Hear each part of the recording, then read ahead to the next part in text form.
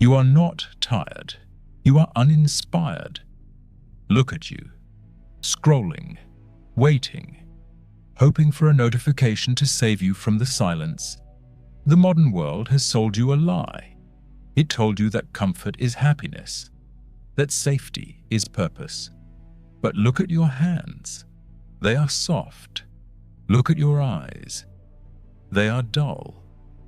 A man without a battle is not a man at peace. He is a man in decay. Texto Padrone, King Solomon, possessed all the gold in the world. Yet he wrote, "All is vanity." He realized that the soul does not feed on pleasure. It feeds on meaning. The Stoics knew this. Seneca said, "We suffer more in imagination than in reality." Your fatigue is not physical. It is spiritual. You are tired because you are carrying the weight of opinions that do not matter. So, what is the cure? It is not sleep. It is discipline. Tomorrow morning, when the alarm screams, you have two choices. Stay in the warmth of mediocrity, or step into the cold of greatness.